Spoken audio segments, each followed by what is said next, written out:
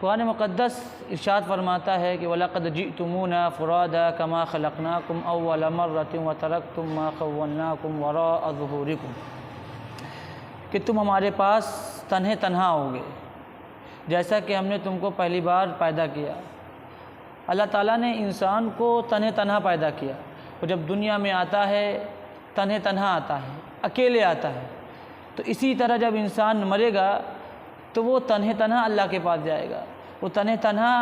قبر میں جائے گا۔ یہ قرآن مقدس ہم سے کہہ رہا ہے کہ تمہاری یہ دولت، یہ شہرت، یہ عزت، یہ مقام، یہ مرتبہ یہ ساتھ نہ جائے گا، اکیلے آئے ہو اس دنیا میں اور اکیلے جاؤ گے۔ وَتَرَكْتُم مَّا خَوَّلْنَاكُمْ وَرَاءَ ظُهُورِكُمْ، اور وہ ساری چیزیں تم چھوڑ دو گے اپنے پیچھے جو ہم نے تم کو دی تھی۔ اللہ نے ہم کو جو بھی دولت دی، جو بھی شہرت دی، جو بھی مقام اور عہدہ مرتبہ دیا، ہم وہ اس دنیا میں چھوڑ کر چلے جائیں گے۔ ہم اس دنیا سے کچھ لے کے نہیں جائیں گے۔ اس دنیا سے اگر ہم کچھ لے کے جائیں گے تو اپنے نیک اعمال جو ہم نے اپنے رب کو راضی کرنے کے لیے کیے ہوں گے۔ جب بندہ اپنے رب کو راضی کرنے کے لیے عمل کرے گا اور کرتا رہے گا تو وہ اعمال اس کے روز محشر کام آئیں گے۔ روز محشر وہ اعمال اس کو جنت دلائیں گے۔ روز محشر یہ ان اعمال کی وجہ سے وہ اللہ تعالیٰ کی خوشنودی حاصل کرے گا اور اللہ تعالیٰ کے یہاں اس کا بلند مقام و مرتبہ ہوگا۔ اللہ تعالیٰ اس کو ایسی جنت میں داخل کرے گا جس کے نیچے نہریں جاری ہوں گی، جس میں وہ ہمیشہ رہے گا۔ وَمَا نَرَىٰ مَعَكُمْ شُفَعَاءَكُمُ الَّذِينَ زَعَمْتُمْ أَنَّهُمْ فِيكُمْ شُرَكَاءُ، اللہ فرما رہے ہیں ہم نہیں دیکھتے جن کو تم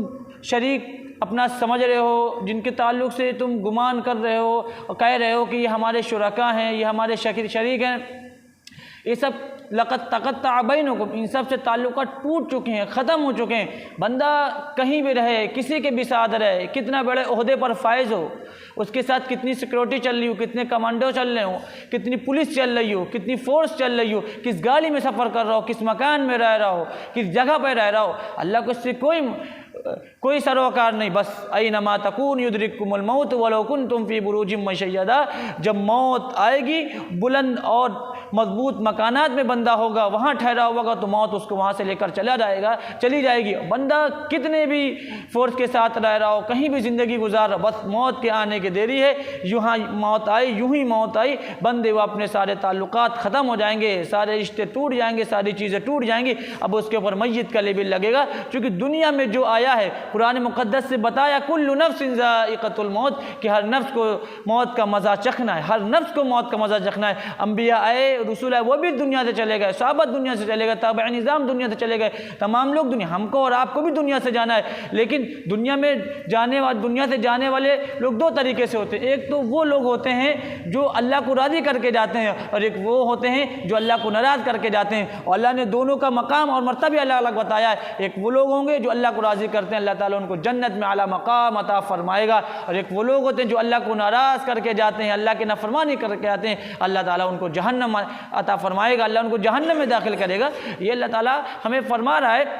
اور رسول اللہ صلی اللہ علیہ وسلم نے فرمایا کہ جب بندہ مر جاتا ہے اس کے ساتھ تین چیزیں جاتی ہیں، اس کا مال، اس کے رشتہ دار، اس کے دوست اور اس کے اعمال، لیکن دو چیزیں چھوٹ جاتی ہیں۔ بندہ یوں ہی مرا جو مال اس سے کمایا تھا، جس کے لیے بڑی محنت کی تھی، جس کے لیے اس نے رات دن کوشش کی تھی، دن کو دن نہ سمجھا، رات کو رات نہ سمجھا، سارے سکون اور سارے چین کو چھوڑ کر صرف مال کے پیچھے بھاگا۔ لیکن بندہ جب مرتا ہے تو مال ہی سب سے پہلے چھوڑتا ہے۔ اور ایک اور بات، جب بندہ مرتا ہے اور وصیت نافذ ہوتی ہے، جو میراث تقسیم ہوتی ہے، اس میں اس انسانی کا حق نہیں ہوتا جس نے گھر بنوائے ہوتے ہیں، جس کے مکانات ہوتے ہیں، جس کی بلڈنگیں ہوتی ہیں، جس کی کاریں ہوتی ہیں، اس کا ہی حصہ نہیں ہوتا، اس کے وارثین کا حصہ ہوتا، اس کو اپنے مال پر خود اختیار نہیں ہوتا۔ اللہ فرمائے تم اتنے عاجز اور اتنے کمزور ہو، جس مال کو تم نے پوری زندگی کمایا، جس مال کے لیے تم نے ہم کو ناراض کر لیا، جس مال کے لیے تم نے اپنی زندگی کو خراب کر لیا، وہ مال بھی تمہارا نہیں ہے۔ دوسرے وہ اعزاء، وہ اقارب، وہ رشتہ دار، وہ دوست جن کے لیے ہمارے لیے شریعت پر عمل کرنا مشکل ہو جاتا ہے، جن کو راضی کرنے کے لیے ہم اللہ تعالیٰ کو ناراض کر لیتے ہیں،